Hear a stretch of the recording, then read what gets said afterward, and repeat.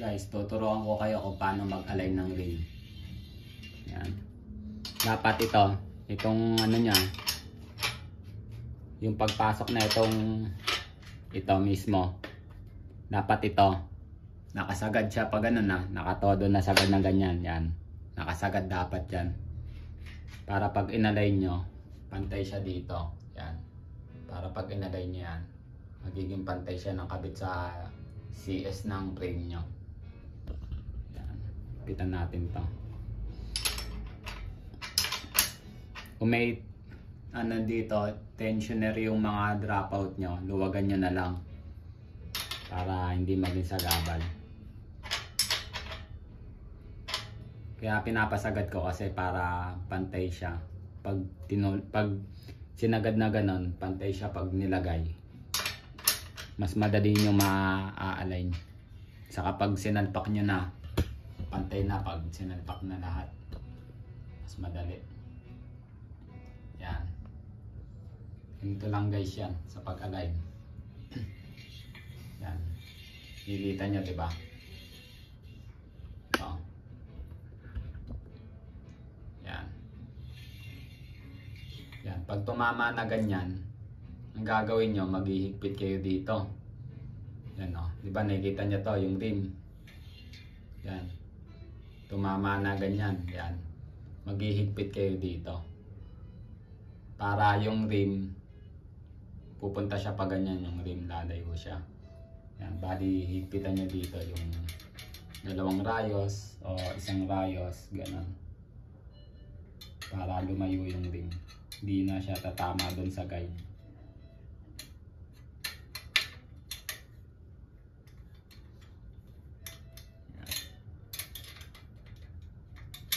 Yun lang naman yan kasimple guys. Pwede rin naman, kunwari, lumayo na ganyan. Malayo siya dito, diba, sa guide. Iigpitan niya tong dalawa para lumapit siya na papunta dito sa guide.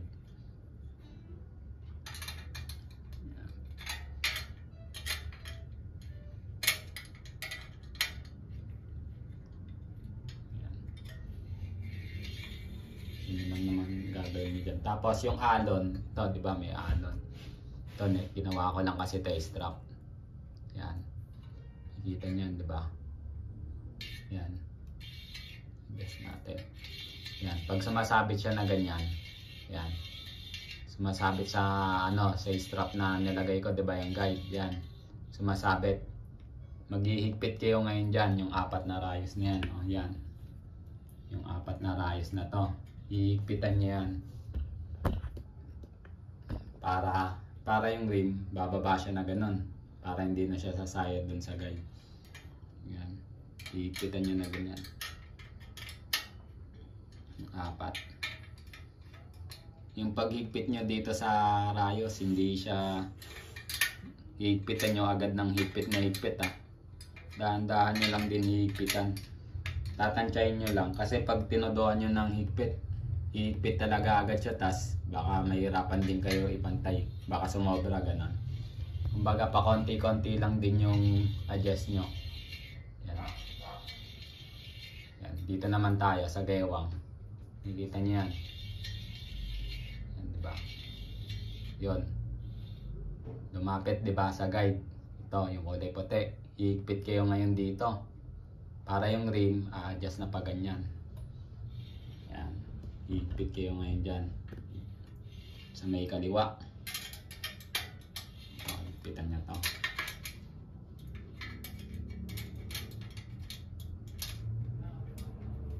Dalawang rayos. Higpitan nyo. Depende kung ano yung maluwag talaga. Minsan kasi kahit isa lang okay na eh. Yan. Kita nyo, diba? Zoom natin. Yan. Pag lumayo naman na ganyan, iipit kayo dito sa kanan. Para yung rim, pupunta na pa ganyan. Yan. Iipit kayo sa kanan para yung rim pupunta dyan. Ganyan lang naman yung nag-align guys. Yan. pakonti-konti lang yung adjust nyo hanggang sa pumantay na yung rim. Yan. Yan, sumasabit sa guide, diba? Yan, sumasabit sa guide. Maghihigpit ulit kayo dito, 4, para matulak niyang pag ganun yung rim, bababa yung rim para hindi sumabit dito sa guide. Ganun lang naman yan guys, madali lang naman mag-align.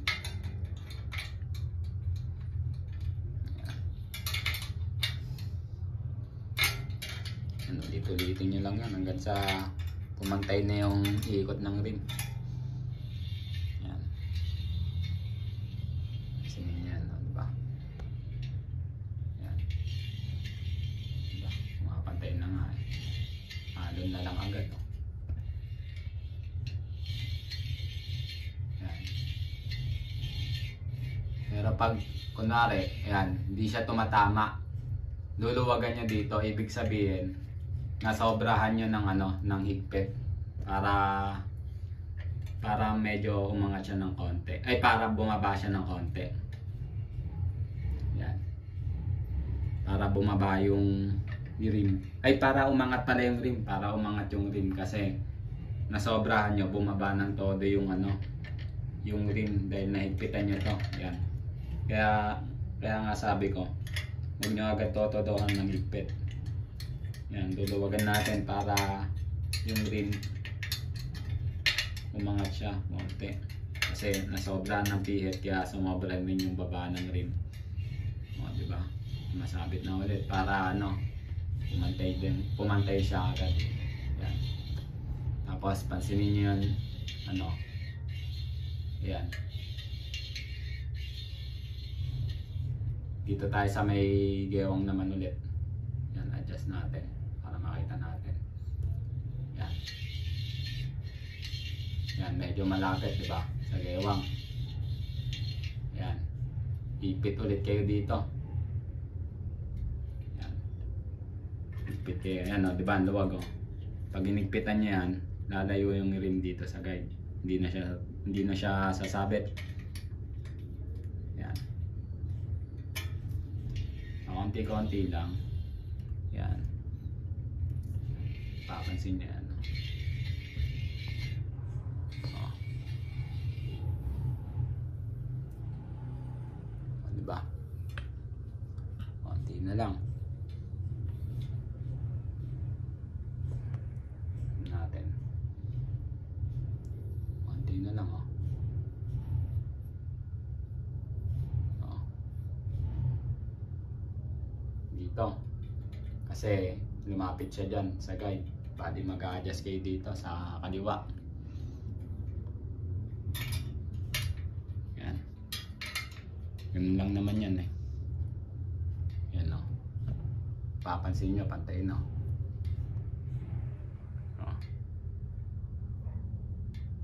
Okay na. Yun lang naman mag-align guys eh. Okay na eh. Okay na siya. Okay na agad, di ba? Tapos kung naluluwagan kayo sa rayos, higpitan nyo yung rayos pa isa-isa, pa konti-konti. Higpitan nyo, kunwari naralambutan kayo, yan.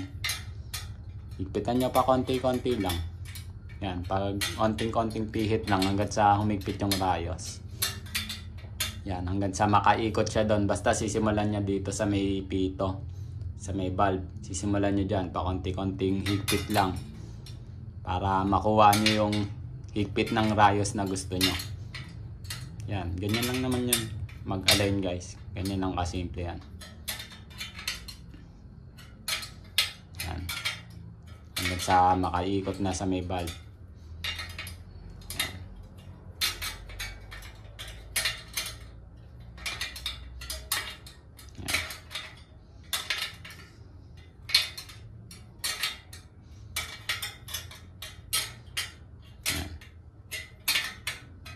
Sa makapunta ulit dun sa may valve kasi yun yung pinaka checkpoint nyo para may tandaan kung saan kayo nagsimula.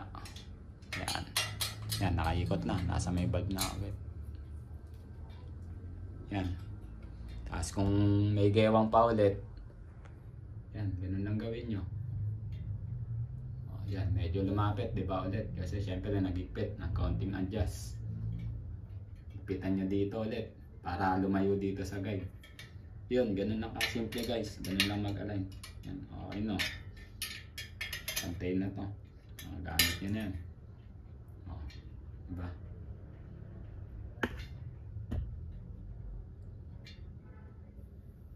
Yan o.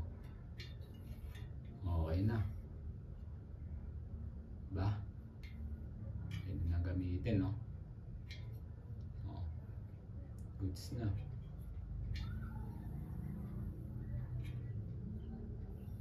Okay na. Yan. May kanto lang talaga tong rim ko. Nilalaro ko kasi. Yan. Pero goods naman na siya. Yan. Medyo lumayo konti. Yan. Yan. Higpitan nyo dito sa kanan. Medyo lumayo. Yan. Malambot siya. Higpitan na lang yan. Higpit lang yan. Ganyan. Yan.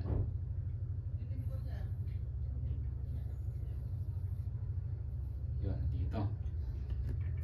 Kaliwa. Kasi ano siya. Tumatama siya dito.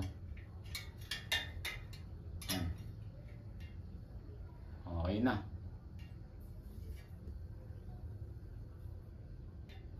Ayan no. Okay na guys. Sana nakatulong yung pagtuturo ko sa inyo kung paano mag-align. Yan. Goods na goods na. Pwede rin kayong gumawa na ito para mas makatulong sa pag-align nyo. Kung wala kayong aligner, gawa na lang din kayo ng ganyan. Madali lang naman gumawa yan.